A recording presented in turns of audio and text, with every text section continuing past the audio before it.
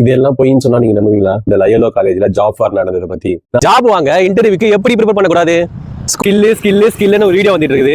ஆமா, அந்த ஸ்கில்லுனா என்ன? இதெல்லாம் போயின்னு சொன்னா நீங்க நம்புவீங்களா? ஸோ எல்லாரும் நம்ம சோஷியல் மீடியால பார்த்துட்டு இருக்கோம், நிறைய வீடியோஸ் ரீல்ஸ் எல்லாம் வந்துட்டு இருக்குது இந்த லயோலா காலேஜ்ல ஜாப் ஃபேர் நடந்ததை பத்தி. நான் அதுல 2 விஷயத்த டீகோட் பண்ணலாம்னு நினைக்கிறேன். ஃபர்ஸ்ட் போய் இவ்வளவு பேருக்கு மட்டும் தான் ஜாப் இல்லைன்னு நினைச்சிட்டு இருக்கீங்களா? இல்ல, இதை தாண்டி பல லட்சம் பேருக்கும் ஜாப் இல்லாம தான் இருக்குது. நானும் அன்எம்ப்ளாய்மெண்டோட பீக்ல இருந்து வந்தவன்னா, ஸோ அதோட பெயின் என்னன்னு எனக்கு தெரியும். 2வது விஷயம், அது ஜாப் ஃபேர்னா அன்னைக்கே நம்மளுக்கு எல்லா ஆஃபர் லெட்டரையும் தந்துடுவாங்கலாம் இல்லை. ஸோ அதில் 3 விஷயம் தான் முக்கியமான விஷயம். ஃபர்ஸ்ட் ரெஸ்யூம் ஸ்க்ரீனிங், 2வது இனிஷியல் ஸ்டேஜ் ஷார்ட் லிஸ்டிங், 3வது ஃபர்ஸ்ட் ரவுண்ட் செலெக்ஷன் மாதிரி தான். ஸோ நிறைய பேர் ரெஸ்யூம் எல்லாம் கொடுத்துட்டு எதுவுமே எனக்கு கிடைக்கலையேன்னு நிறைய பேர் வருத்தப்படுறீங்க. அதெல்லாம் கரெக்டு தான். பட் நிறைய விஷயத்த நம்ம தெரிஞ்சுக்கணும். நானும் 2016 இந்த மாதிரி ஜாப் ஃபேர்லாம் போயிருக்கேன். அப்போயும் இந்த மாதிரி பல ஆயிரம் பேர் வந்திருக்காங்க. சென்னையில தான் நானும் போயிருக்கேன். பட் அப்போ இவ்வளவு பெரிய சோசியல் மீடியால இது பெருசா வரல. கண்டிப்பா அப்போட இப்போ கொஞ்சம் அதிகம் தான்.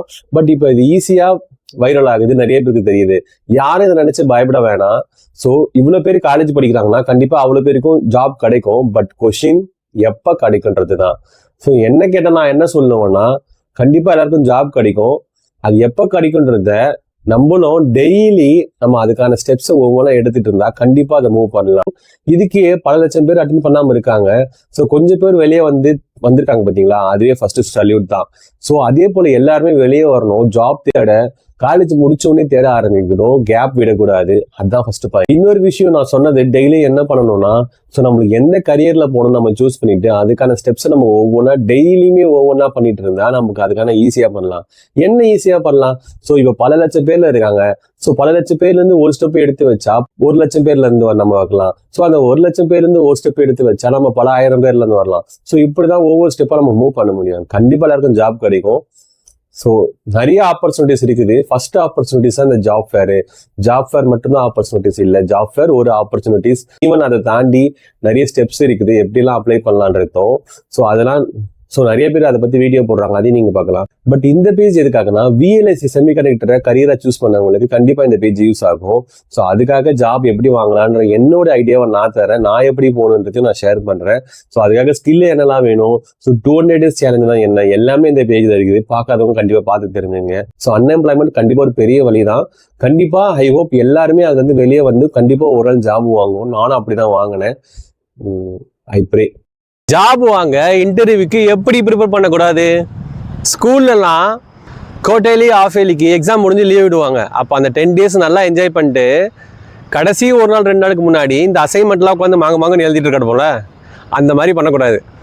ஸோ நம்ம என்ன பண்ணுறோம், இன்டர்வியூ ப்ரிப்பேர் பண்ணுறதுக்கு ஒரு 2-3 daysக்கு முன்னாடி உட்காந்து பழைய புராணத்தெல்லாம் உட்காந்து புரட்டி பார்த்துக்கிட்டு நடப்போம். அப்படி பார்க்கக்கூடாது. டே பை டேவா டெய்லி பார்க்கணும். நம்ம இன்னைக்கு பார்ப்போம் Day 21 of 200 days VLSI challenge with Vijay. நம்ம இப்போ எங்கே இருக்கோம்? 10% ஆஃப் நம்ம மைல் ஸ்டோனுக்கு ரீச் பண்ணிட்டோம். ஸோ 20 days முடிஞ்சிச்சு. இதுக்கப்புறம் என்ன பண்ணணும்? VLSIக்குள்ளே என்டர் ஆகிறோம். அப்போ இவ்வளோ நாள் என்ன பார்த்தோம் சொல்கிறேன். இண்டஸ்ட்ரினா என்ன, டொமைன்னா என்ன, நம்ம எப்படி பண்ணுறது, நம்ம என்ன ஃபேஸில் இருக்கிறோம், ஃபண்டமெண்டல் எவ்வளோ முக்கியம்னு பார்த்தோம். சரி, நம்ம எங்கேருந்து வந்தோம்? 0லேருந்து வந்தோம். அதாவது நம்பர் சிஸ்டத்துலேருந்து லாஜிக் கேட்ஸ்லேருந்து எப்படி காம்பினேஷன் சர்க்கியூட் வந்துச்சு, காம்பினேஷன்லேருந்து எப்படி சீக்வன்ஷியல், அதுக்கு மெமரி ஆட் பண்ணால் என்ன நடக்கும், ஸோ மெமரினா என்ன, அதோட டைப்ஸ் என்ன, ஸோ ப்ராசஸர்னா என்ன, அந்த ப்ராசஸரோட ஹீரோ யாரு, செமிகண்டக்டர். ஸோ அந்த செமிகண்டக்டரோட சிலிக்கான் என்ன எவ்வளோ முக்கியமானது, ஸோ அந்த சிலிக்கான் எப்படி ப்ராசஸ் பண்ணுறாங்க, டோப்பிங் ப்ராசஸ். அந்த டோப்பிங் ப்ராசஸ்லேருந்து N type P type semiconductor எப்படி வருது, ஹோல்ஸ்னா என்ன, எலக்ட்ரான்ஸ்னா என்ன, பிஎன் ஜங்ஷன்னா என்ன, பிஎன் ஜங்ஷன் சேரும் போது என்ன ஆகுது, அங்கே டிப்ளீஷன் ரீஜன்னா என்ன, அங்கே எப்படி டயோடு வருது, டயோடை மட்டும் வச்சு எல்லாத்தையும் பண்ண முடியுமா, இவ்வளோ தூரம் பார்த்துருக்கோம். ஸோ நெக்ஸ்ட் டிரான்சிஸ்டர் சொன்னோம்ல, அங்கே தான் VLSI ஸ்டார்ட் ஆகுது. பட் இதுக்கு முன்னாடி எல்லாமே நமக்கு தேவையான தெரிஞ்சுக்க வேண்டியதெல்லாம் தெரிஞ்சுக்கிட்டோம். ஸோ இப்படி தான் ப்ரிப்பேர் பண்ணணும். லைன்னா ஒவ்வொன்றா கான்செப்ட் படி எது எங்கே யூஸ் ஆகும், எது எப்படி யூஸ் ஆகும்னு பார்க்கணும். அப்படி ப்ரிப்பேர் பண்ணாவே நமக்கு நல்லா கான்ஃபிடென்ட் வரும். ஸோ நம்ம ஈஸியாக எல்லாத்தையும் பண்ணிடலாம். அது என்னடா அது, இன்ஸ்டாகிராம் ஓப்பன் பண்ணாலே ஸ்கில்லுன்னு ஒரு வீடியோ வந்துட்டு இருக்குது. ஆமாம், அந்த ஸ்கில்லுனா என்ன, அப்புறம் எதுக்குடா நாங்கள் ஸ்கூலுக்கு ஒரு டியூஷன், காலேஜுக்கு ஒரு டியூஷன் இதெல்லாம் பண்ணிட்டு இருக்கோம் தான் நம்ம யோசிப்போம். அதே போல் ஸ்கில்லுன்னு கமெண்ட் பண்ணுங்க, எந்த கோர்ஸ் பண்ணலாம் நான் சொல்றேன். ஸ்கில்லுன்னு கமெண்ட் பண்ணுங்க, ரோட் மேப் நான் அனுப்புறேன்னு சொல்றதுக்கு நான் வரல. அதை ஸ்டெப் பை ஸ்டெப்பா எதை எப்படி லேர்ன் பண்ணணும்னு சொல்லிட்டு டெய்லி சேலஞ்சா நானே பண்ணிட்டு இருக்கேன். நீங்களும் என் கூட சேர்ந்து பண்ணா உங்களுக்கு புரியும் நினைக்கிறேன். நான் என்ன சொல்ல வந்தேன்னா, ஸோ இந்த உலகத்தையே மாற்றிட்டு இருக்கிற VLSI இண்டஸ்ட்ரியில் தான் நானும் ஒர்க் பண்ணுறேன்.